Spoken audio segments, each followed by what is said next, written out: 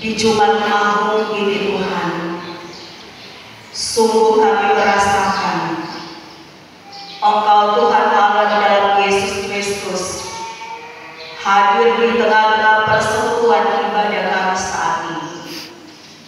Ketika sebagai umat-Mu ada dalam perayaan ini untuk memperingati kematian Yesus Kristus, untuk kehidupan dan keselamatan kami umat yang berdosa, maka kami saja termotivasi saat ini untuk belajar firman bersama. Untuk itu kami bermohon urapan Roh Kudus Tuhan mengalir bagi kami yang telah siap untuk membaca firman Tuhan. Diberkati dengan kuasa Roh Kudus para pelayan khusus yang hendak membaca bagian-bagian firman Tuhan, baik dalam perjanjian lama maupun dalam perjanjian baru.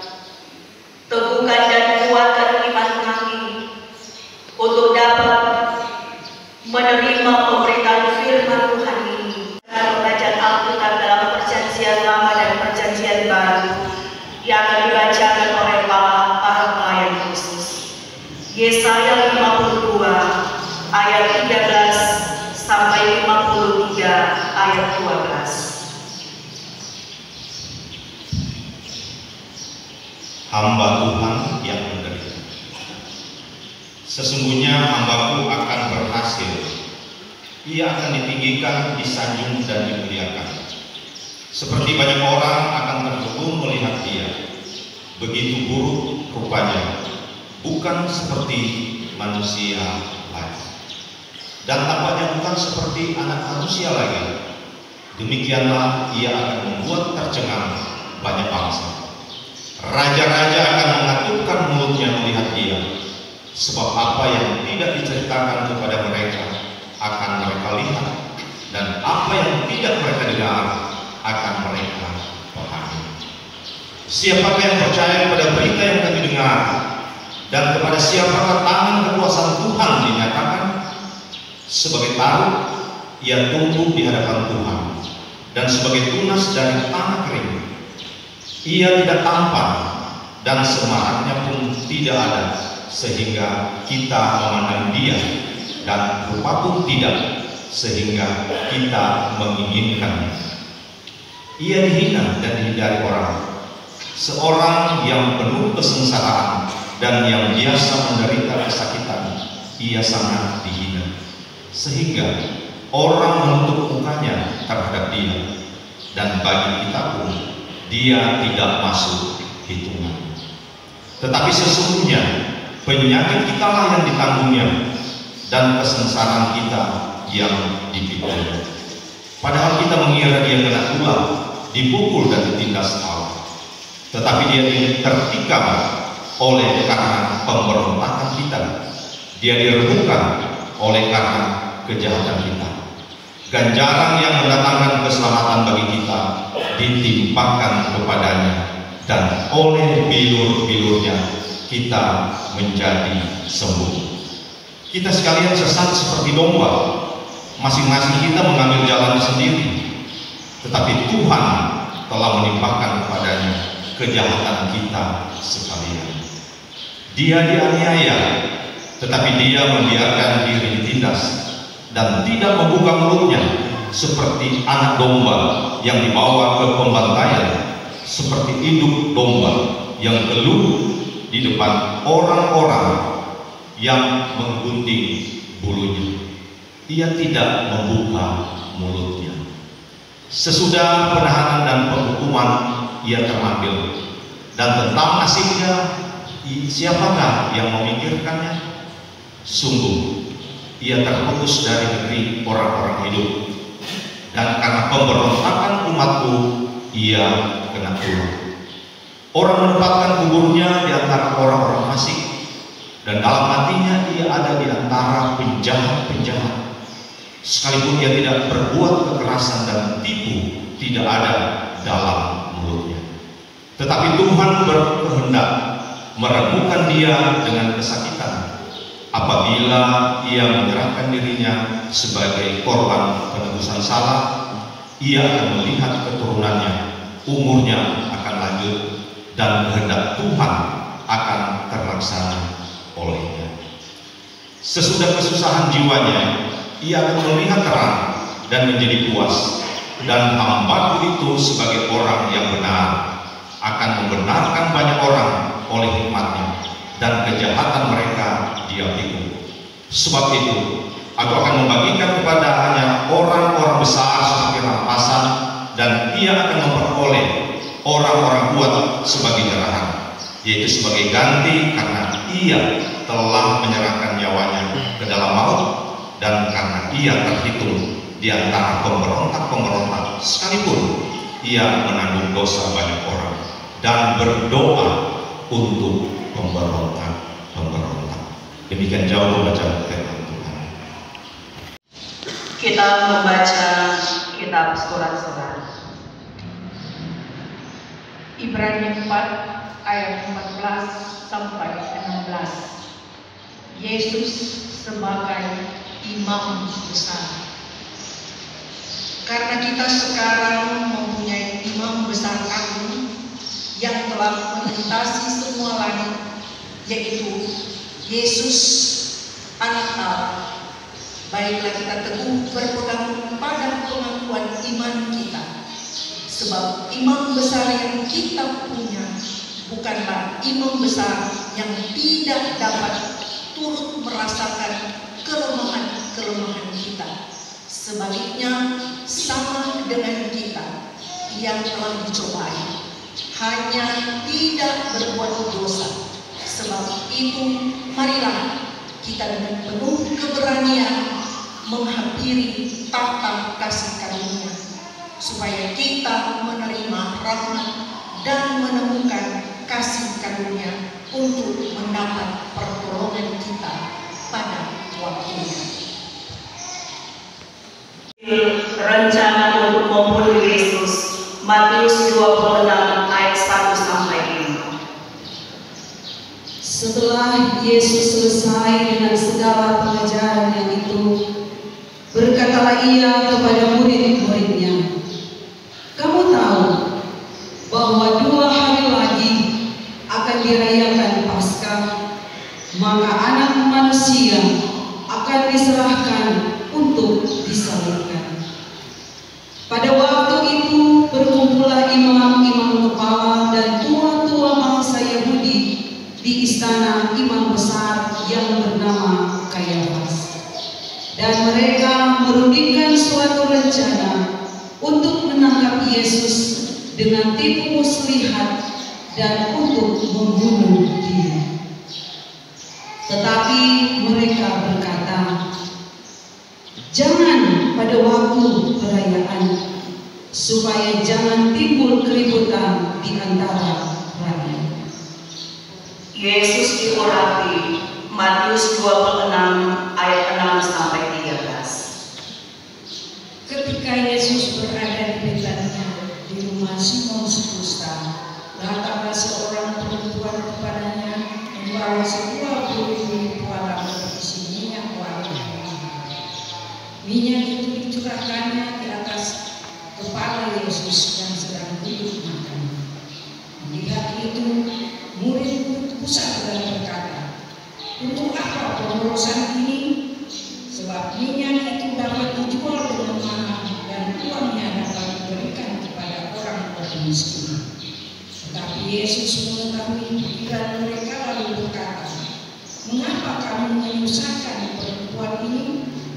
Sebab ia telah melakukan suatu perbuatan yang baik padaku. Karena orang-orang miskin selalu ada padamu, tetapi aku tidak akan selalu bersama-sama kamu. Sebab dengan mencurahkan minyak ke tubuhmu, ia membuat suatu persiapan untuk penguburan.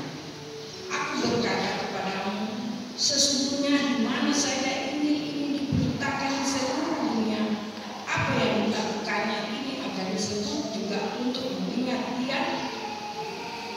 Yudas mengkhianati Yesus, Matius 26 ayat 14 sampai 16. Kemudian pergilah seorang dari ke-12 murid itu yang bernama Yudas Iskariot. Kepada imam-imam kepala, ia berkata, "Apa yang hendak kamu berikan kepadaku, supaya aku menyerahkan dia kepada kamu?" Mereka membayar 30 uang perak kepadanya, dan mulai saat itu ia mencari kesempatan yang baik untuk menyerahkan Yesus. Persiapan untuk makan Paskah, Matius 26 ayat 17 sampai 19. Pada hari pertama dari hari raya roti tidak beragi, datanglah murid-murid Yesus kepadanya dan berkata, "Di mana engkau kehendaki kami mempersiapkan perjamuan Paskah bagimu?" Jawab Yesus, "Pergilah ke kota kepada si anu dan katakan kepadanya, pesan guru, waktu hampir tiba. Di dalam rumahmu lah aku mau merayakan Paskah bersama-sama dengan murid-muridku." Lalu murid-muridnya melakukan seperti yang ditugaskan Yesus kepada mereka dan mempersiapkan Paskah. Yesus makan Paskah dengan murid-muridnya. Matius 26 ayat 20 sampai 25. Setelah hari malam, Yesus duduk makan bersama-sama dengan ke-12 murid itu. Dan ketika mereka sedang makan, ia berkata, "Aku berkata kepadamu, sesungguhnya seorang di antara kamu akan menyerahkan aku." Dan dengan hati yang sangat sedih berkatalah mereka seorang demi seorang kepadanya, "Bukan aku, ya Tuhan." Ia menjawab, "Dia yang bersama-sama dengan aku mencelupkan tangannya ke dalam pinggang ini, dialah yang akan menyerahkan aku. Anak manusia memang akan pergi sesuai dengan apa yang tertulis tentang dia, tetapi celakalah orang yang olehnya anak manusia itu diserahkan. Adalah lebih baik bagi orang itu sekiranya ia tidak dilahirkan." Yudas yang hendak menyerahkan dia itu menjawab, katanya, "Bukan aku, ya Rabi." Kata Yesus kepadanya, "Engkau telah mengatakannya."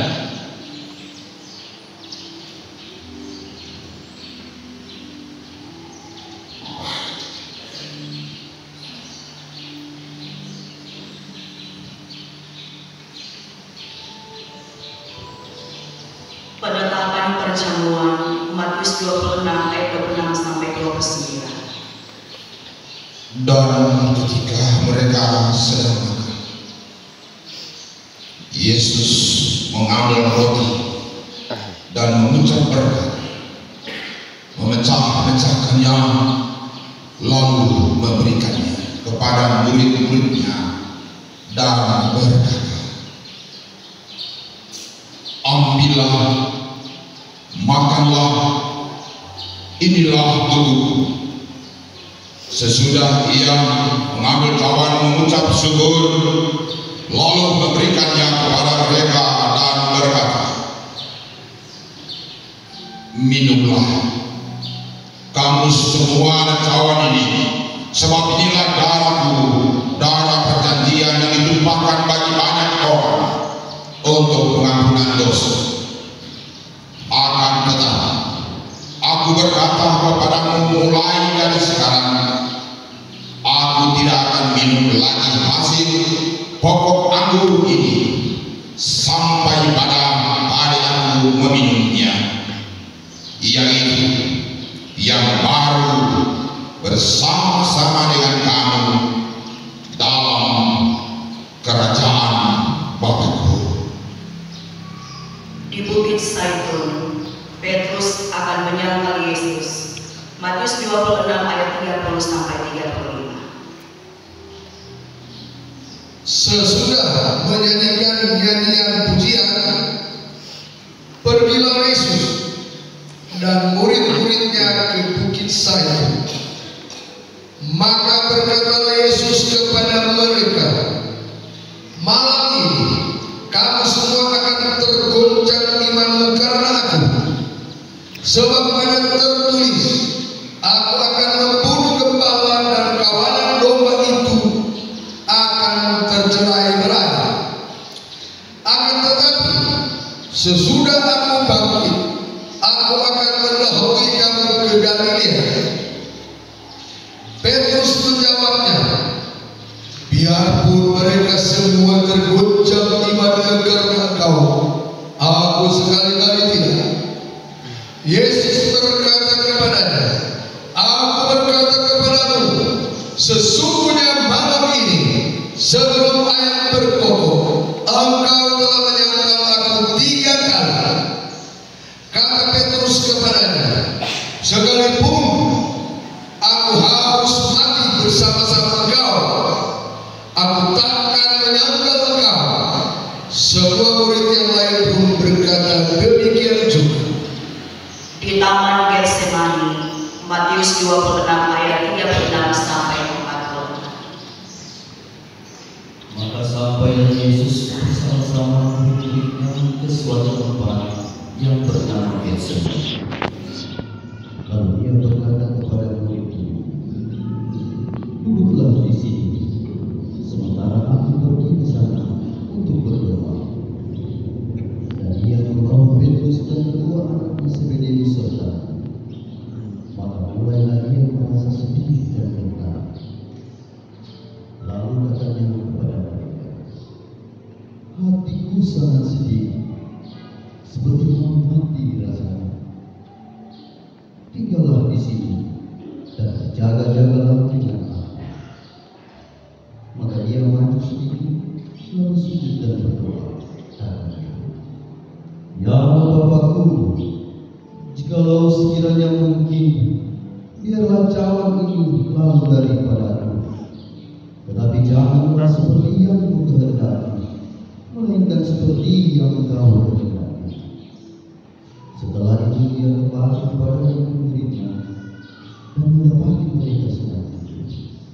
Dan dia berkata kepada mereka, tidakkah kamu sanggup berjaga-jaga 1 jam dengan aku? Berjaga-jagalah dan berdoa, supaya kamu jangan jatuh ke dalam pencobaan.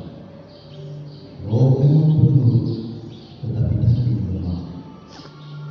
Dan dia pergi untuk kedua kalinya dan berdoa, katanya, ya Bapakku, jikalau cawan ini tidak mungkin lalu, kecuali apabila aku meminumnya, jadilah kehendakmu. Dan ketika dia kembali pulang, dia mendapati mereka sedang tidur, sebab mata mereka sudah berat. Dia membiarkan mereka di situ lalu pergi dan berdoa untuk ketiga kalinya dan mengucapkan doa yang itu. Sesudah itu dia datang kepada murid-muridnya dan berkata kepada mereka, tidurlah sekarang dan istirahatlah. Lihat, saatnya sudah tiba, bahwa Anak Manusia diserahkan ke tangan orang-orang berdosa. Bangunlah, marilah kita pergi. Dia yang menyerahkan, aku sudah. Yesus ditangkap. Matius 26 ayat 47 sampai 56.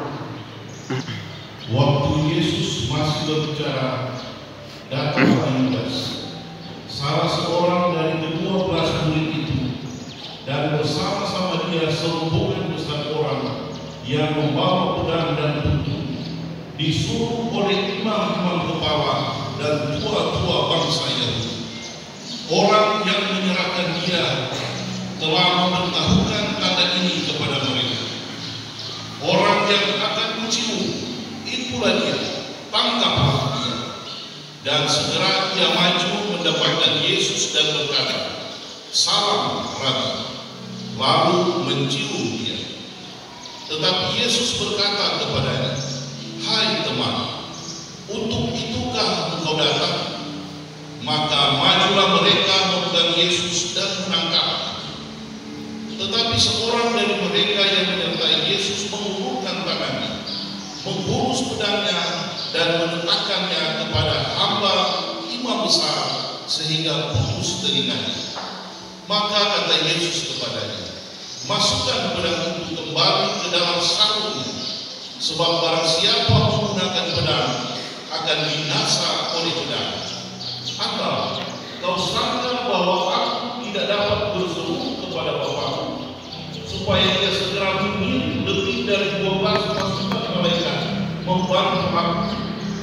Jika begitu, bagaimanakah akan digenapi yang tertulis dalam kitab suci yang mengatakan bahwa harus terjadi demikian? Pada saat itu Yesus berkata kepada orang banyak, "Sangkamu aku ini penyambut, maka kamu datang lengkap dengan pedang dan tentu untuk menangkap aku. Padahal tiap-tiap hari aku duduk mengajar di bait Allah, dan kamu tidak menangkap aku. Akan tetapi semua itu terjadi supaya benar yang ada tertulis dalam kitab nabi-nabi." Lalu semua murid itu meninggalkan dia dan melarikan diri. Yesus di hadapan mahkamah agama, Matius 26 ayat 57 sampai 68. Sesudah mereka menangkap Yesus, mereka membawanya menghadap Kayafas, imam besar. Di situ telah berkumpul ahli-ahli Taurat dan tua-tua. Dan Petrus mengikuti dia dari jauh sampai ke halaman imam besar, dan setelah masuk ke dalam, ia duduk di antara pengawal-pengawal untuk melihat kesudahan perkara itu. Imam-imam kepala, malah seluruh mahkamah agama mencari kesaksian palsu terhadap Yesus supaya ia dapat dihukum mati. Tetapi mereka tidak memperolehnya walaupun tampil banyak saksi dusta. Tetapi akhirnya tampillah 2 orang yang mengatakan, "Orang ini berkata, aku dapat melumpuhkan bait Allah dan membangunnya kembali dalam 3 hari." Lalu imam besar itu berdiri dan berkata kepadanya, "Tidakkah engkau memberi jawab atas tuduhan-tuduhan saksi-saksi ini terhadap engkau?" Tetapi Yesus tetap diam. Lalu kata imam besar itu kepadanya, "Demi Allah yang hidup, katakanlah kepada kami, apakah engkau Mesias, anak Allah atau tidak?" Jawab Yesus, "Engkau telah mengatakannya. Akan tetapi aku berkata kepadamu, mulai sekarang kamu akan melihat Anak Manusia duduk di sebelah kanan yang Maha Kuasa dan datang di atas awan-awan di langit." Maka imam besar itu mengoyakkan pakaiannya dan berkata, ia menghujat Allah, "Untuk apa kita perlu saksi lagi? Sekarang telah kamu dengar hujat. Bagaimana pendapat kamu?" Mereka menjawab dan berkata, "Ia harus dihukum mati." Lalu mereka meludahi mukanya dan menindihnya. Orang-orang lain memukul dia dan berkata, "Cobalah katakan kepada kami, hai Mesias, siapakah yang membunuh engkau?" Petrus menyangkal Yesus, Matius 26 ayat 69 sampai 75. Sementara itu Petrus duduk di luar istana. Maka datanglah seorang hamba perempuan kepadanya, katanya, "Engkau juga selalu bersama-sama dengan Yesus, orang Galilea itu." Tetapi dia menyangkalnya di depan semua orang, katanya, "Aku tidak tahu apa yang engkau maksud." Ketika ia pergi ke pintu depan, seorang hamba lain melihat dia dan berkata kepada orang-orang yang ada di situ, "Orang ini bersama-sama dengan Yesus, orang Nazaret itu." Dan dia menangkalnya pula dengan bersumpah, "Aku tidak kenal orang itu." Tidak lama kemudian orang-orang yang ada di situ datang kepada Petrus dan berkata, "Pasti engkau juga salah seorang dari mereka, itu nyata dari bersama." Maka mulailah Petrus menuntut dan bersumpah, "Aku tidak kenal orang itu." Dan pada saat itu berrokoklah ayam. Maka teringatlah Petrus akan apa yang dikatakan Yesus kepadanya, "Sebelum ayam berkokok, engkau telah menentang aku 3 kali." Lalu ia pergi keluar dan menangis dengan sunyi. Yesus diserahkan kepada Pilatus, kematian Yudas, Matius 27 ayat 1 sampai 10. Ketika hari mulai siang, semua imam kepala dan tua-tua bangsa Yahudi berkumpul dan mengambil keputusan untuk membunuh Yesus. Mereka membelenggu dia, lalu membawanya dan menyerahkannya kepada Pilatus, wali negeri. Pada waktu Yudas yang menyerahkan dia melihat bahwa Yesus telah dijatuhi hukuman mati, menyesal hatinya. Lalu ia mengembalikan uang yang 30 perak itu kepada imam-imam kepala dan tua-tua dan berkata, "Aku telah berdosa karena menyerahkan darah orang yang tak bersalah." Tetapi jawab mereka, "Apa urusan kami dengan itu? Itu urusanku sendiri." Maka ia pun melemparkan uang perak itu ke dalam bait suci, lalu pergi dari situ dan menggantung. Imam-imam kepala mengambil uang perak itu dan berkata, "Tidak diperbolehkan memasukkan uang ini ke dalam peti persembahan, sebab ini uang haram." Sesudah berhenti, mereka membeli dengan uang itu tanah yang disebut tanah tukang periuk untuk dijadikan tempat penguburan orang asing. Itulah sebabnya tanah itu sampai pada hari ini disebut tanah darah. Dengan demikian benarlah firman yang disampaikan oleh Nabi Yeremia. Mereka menerima 30 uang perak, yaitu harga yang ditetapkan untuk seorang menurut penilaian yang berlaku di antara orang Israel, dan mereka memberikan uang itu untuk tanah tukang periuk seperti yang dibesarkan Tuhan kepada. Yesus di hadapan Pilatus, Matius 27 ayat 11 sampai 19. Lalu Yesus dihadapkan kepada wali negeri, dan wali negeri bertanya kepadanya, "Engkaukah raja orang Yahudi?" Jawab Yesus, "Engkau sendiri mengatakannya." Tetapi ada atas tuduhan yang diajukan imam-imam kepala dan tua-tua terhadap dia. Ia tidak memberi jawab apapun. Maka kata Pilatus kepadanya, "Tidakkah engkau dengar betapa banyaknya tuduhan saksi-saksi ini terhadap engkau?" Tetapi ia tidak menjawab suatu kata pun, sehingga wali negeri itu sangat heran. Telah menjadi kebiasaan bagi wali negeri untuk membebaskan satu orang hukuman pada tiap-tiap hari raya itu atas pilihan orang banyak. Dan pada waktu itu ada dalam penjara seorang yang terkenal kejahatannya yang bernama Yesus Barabas. Karena mereka sudah berkumpul di sana, Pilatus berkata kepada mereka, "Siapakah yang kamu kehendaki dibebaskan bagimu? Yesus Barabas atau Yesus yang disebut Kristus?" Ia memang mengetahui bahwa mereka telah menyerahkan Yesus karena dengki.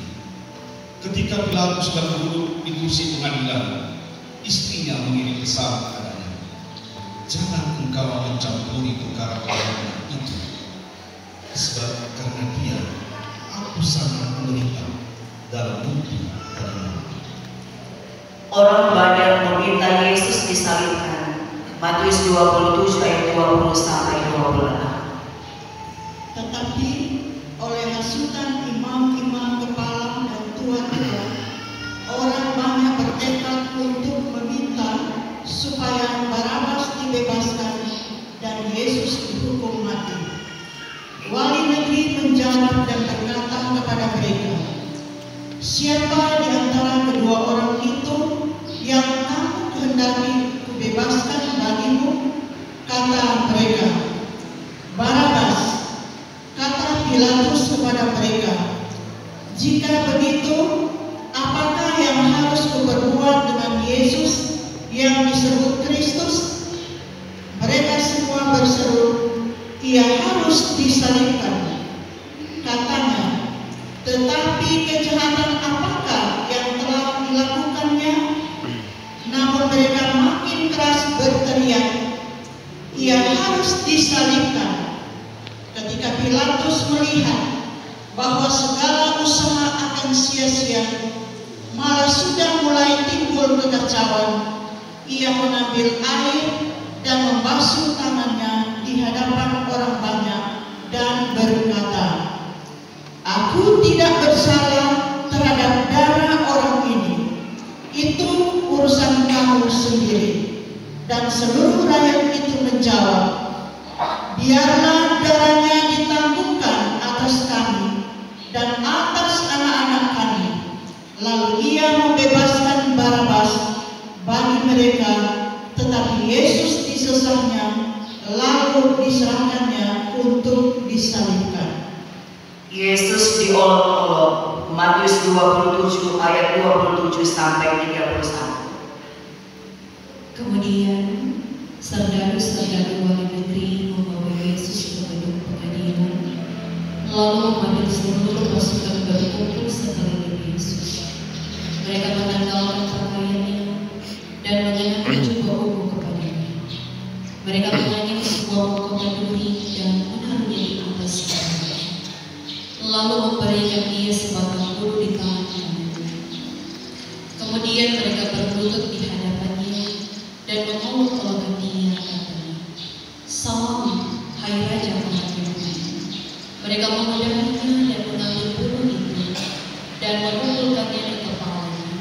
Sesudah mengolok-olokkan dia, mereka menanggalkan jubah itu daripadanya dan mengenakan pula pakaiannya kepadanya. Kemudian mereka membawa dia keluar untuk disalibkan. Yesus disalibkan. Matius 27 ayat 32 sampai 38. Ketika mereka berjalan keluar kota, mereka berjumpa dengan seorang dari Kirene yang bernama Simon. Orang itu mereka paksa untuk memikul salib Yesus. Maka sampailah mereka di suatu tempat yang bernama Golgota, artinya tempat tengkorak. Lalu mereka memberi dia minum anggur bercampur empedu. Setelah ia mengecapnya, ia tidak mau meminumnya. Sesudah menyalibkan dia, mereka membagi-bagi pakaiannya dengan membuang undi. Lalu mereka duduk di situ menjaga dia, dan di atas kepalanya terpasang tulisan yang menyebut alasan mengapa ia dihukum. Inilah Yesus Raja orang Yahudi. Bersama dengan dia disalibkan dua orang penyamun, seorang di sebelah kanan dan seorang di sebelah kirinya. Di Georgia, orang banyak. Matius 27 ayat 39 sampai 40. Orang-orang yang lewat di sana memuja dia dan sambil menggelengkan kepala, mereka berkata, "Hai engkau yang mau merobohkan bait suci dan mau membangunnya kembali dalam 3 hari, selamatkanlah dirimu. Jikalau engkau anak Allah, turunlah dari salib itu." Demikian juga imam-imam kepala bersama-sama ahli-ahli Taurat dan tua-tua mengolok-olokkan dia, dan mereka berkata, "Orang lain dia selamatkan, tetapi dirinya sendiri tidak dapat dia selamatkan. Ia Raja Israel, baiklah ia turun dari salib itu, dan kami akan percaya kepadanya. Ia menaruh harapannya pada Allah. Baiklah Allah menyelamatkan dia, jikalau Allah berkenan kepadanya, karena ia telah berkata, Aku adalah anak Allah." Bahkan penyamun-penyamun yang disalibkan bersama-sama dengan dia menjelanya demikian juga. Jemaat diundang berdiri. Kita membaca Matius 27 ayat 45 sampai 50. Yesus mati. Mulai dari jam 12, kegelapan meliputi seluruh daerah itu sampai jam 3. Kira-kira jam 3 berserulah Yesus dengan suaranya, "Eli, Eli, lama sabachthani?" Artinya, "Allahku, Allahku, mengapa engkau meninggalkan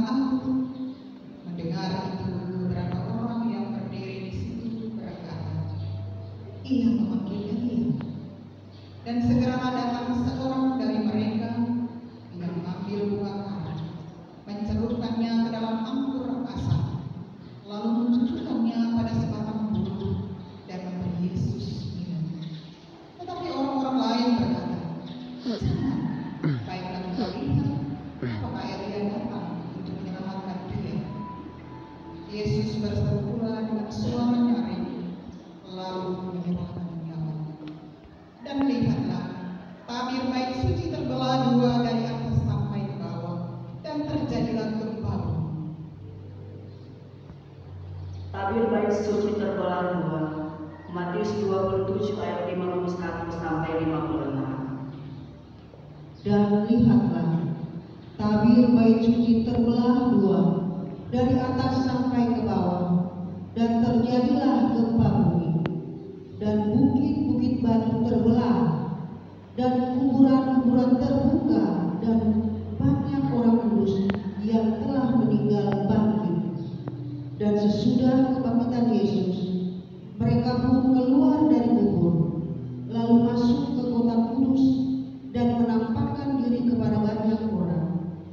Kepala pasukan dan prajurit-prajuritnya yang menjaga Yesus menjadi sangat takut ketika mereka melihat gempa bumi dan apa yang telah terjadi, lalu berkata, "Sungguh, ia ini adalah Anak Allah."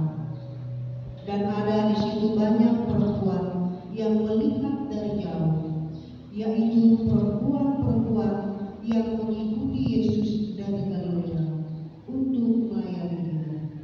Di antara mereka terdapat Maria Magdalena dan Maria ibu Yakobus dan Yusuf dan ibu anak-anak Zebedus.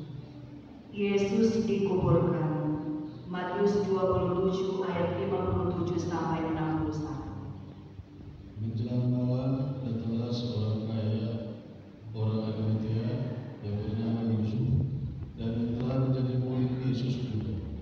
Ia pergi menghadap Pilatus dan meminta mayat Yesus. Pilatus memerintahkan untuk menyerahkannya kepadanya, dan Yusuf pun mengambil mayat itu, mengapaninya dengan kain lenan yang putih bersih, lalu membaringkannya di dalam kuburnya yang baru yang digalinya di dalam bukit batu. Dan sesudah memulihkan sebuah batu besar di pintu kubur itu, pergilah dia. Tapi Maria Magdalena dan Maria yang lain tinggal di situ, duduk di depan kubur itu. Kubur Yesus dijaga. Matius 27 ayat 62 sampai 66.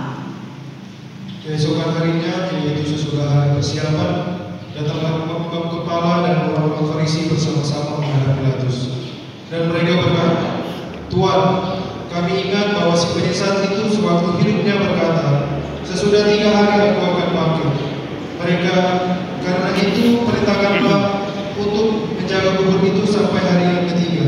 Jikalau tidak, murid-muridnya mungkin datang untuk mencuri dia. Lalu mengatakan kepada rakyat, ia telah bangkit dari antara orang mati, sehingga penyesatan yang terakhir akan lebih buruk akibatnya daripada yang pertama." Kata Pilatus kepada mereka, "Ini penjaga-penjaga bagiku. Pergi dan jagalah kubur itu sebaik-baiknya." Maka pergilah mereka, dan dengan bantuan penjaga-penjaga itu mereka memuterai kubur itu dan menjaganya. Silakan duduk. Demikian firman Tuhan. Mari kita mendengarkan pujian.